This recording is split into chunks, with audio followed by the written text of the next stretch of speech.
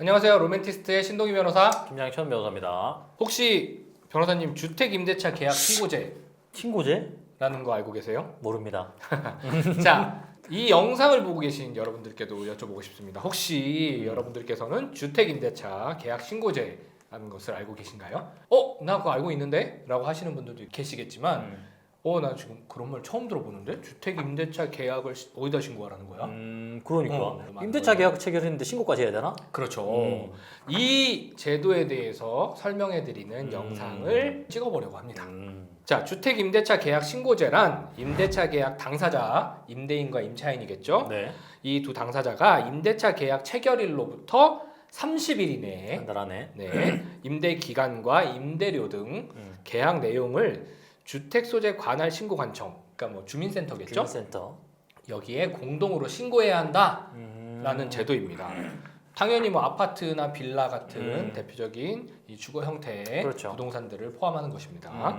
임대차 계약 신고는 이 정해진 지역에 정해진 금액 이상대의 임대차 계약에만 적용이 됩니다. 네네. 제가 이제 지역을 먼저 말씀드릴게요. 수도권, 서울, 경기도, 인천은 무조건 다 포함이에요. 예. 그리고 광역시, 뭐 대구광역시, 광주광역시 뭐 이런 곳들 다 포함입니다. 그리고 세종시 포함이에요. 그리고 제주도 포함입니다. 그리고 시지역 포함입니다. 그러니까 이 시지역이라는 거는 지금 앞서 말한 곳들을 제외한 시예요. 전라남도, 순천시, 익숙하신- 경상남도, 진주시. 네, 뭐 그런 시들은 포함이에요. 그러나 이제 뭐 전라남도, 경상남도에 군도 있을 거 아니에요? 그런 군들은 제외입니다. 자, 이렇게 이해하시면 돼요. 그러니까 웬만하면 다 해당되네? 라고 생각할 수 있을 거예요. 왜냐면 임대차 계약을 체결하는 곳들은 대부분 포함일 거예요. 자, 그리고 액수는 보증금의 액수가 6천만 원을 초과하거나 6천만 원. 월세가 30만 원을 초과하는 경우에는 그 신고 대상이 됩니다. 그럼 뭐 사실 대부분 다 신고해야 된다 그렇죠. 생각하면 되겠네요. 그러니까 예를 들면 전세 계약을 해요. 채권 전세. 근데 전세금이 4억이야. 그러면 포함되겠죠? 당연히 왜냐면 포함이죠. 보증금이 6천만 원 이상이니까요. 그리고 보증금 천에 월세 70 이렇게 들어가요. 그럼 보증금은 6천만 원 이하이지만 월세가 지금 30만 원 이상. 30만 원 이상이죠. 70만 원만 해도 그러니까 당연히 임대차 계약 신고의 대상이 되는 겁니다. 원룸이어도 해당 다 될 것 같은데. 그렇죠. 최근에 월세 30만 원 이하에 들어가는 곳은 고시원도 힘들어. 그러니까. 그죠? 그렇기 때문에 아마도 이 지역적인 걸 부합하는 경우라면 대부분 대상이 그냥 되지 다 신고해야 된다 네. 이렇게 생각하면 되겠네요. 그런 생각이 듭니다. 임대차 계약 신고 대상이 되는 거는 알겠어요. 음. 그러면 이 영상을 보시는 분들이 대부분 그 대상자가 된다고 치고 그럼 어떻게 신고해야 되는 거야 도대체? 이거에 그러니까. 대해서 좀 이야기를 해봐야겠죠? 네. 자, 지금부터 저희가 이 임대차 계약 신고제의 신고 절차에 대해서 말씀을 드릴 테니까 한번 잘 따라와 보시면 좋겠네요. 일단은 임대차 계약 신고서에 임대인과 임차인이 공동으로 서명 또는 날인할 필요가 있습니다.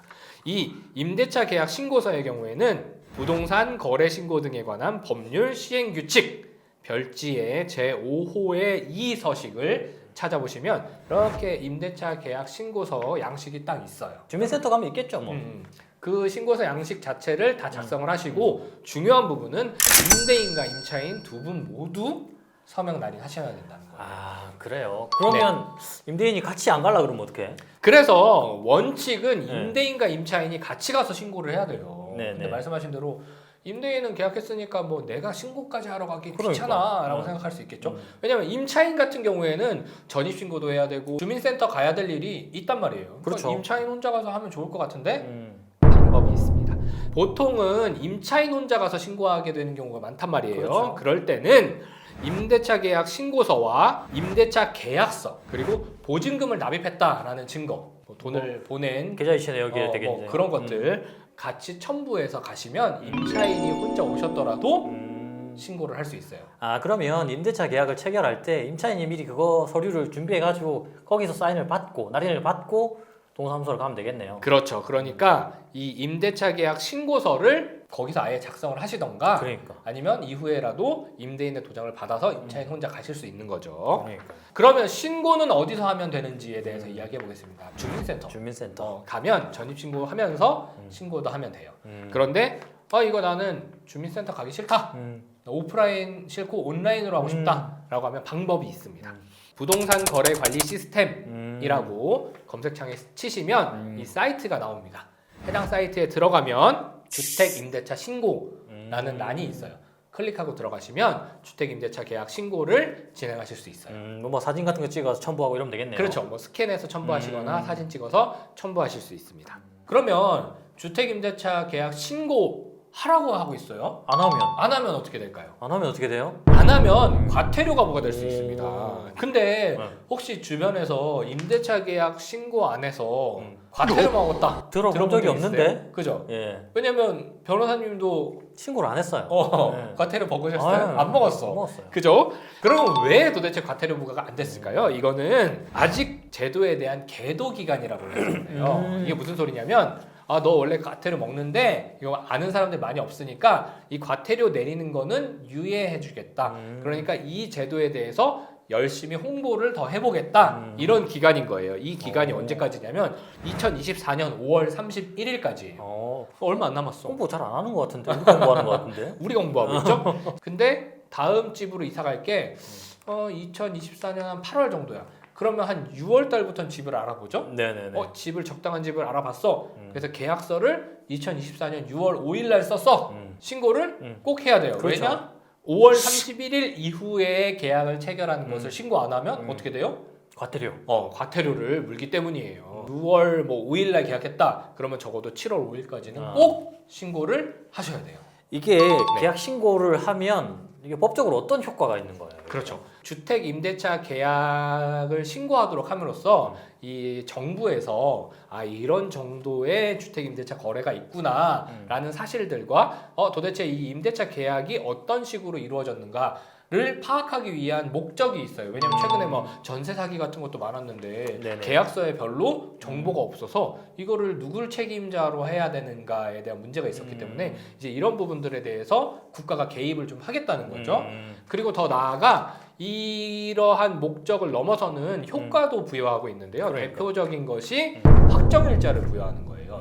우리가 전입신고를 하고 확정일자를 부여받는 이유가 있습니다. 우리가 주택 임대차 계약을 체결하고 살잖아요. 살면 점유라고 합니다. 점유를 하고 주민등록을 받으면 대항력이라는 게 생겨요. 이거는 제3자 누구에게라도 내 임대차 관계를 주장할 수 있는 거예요.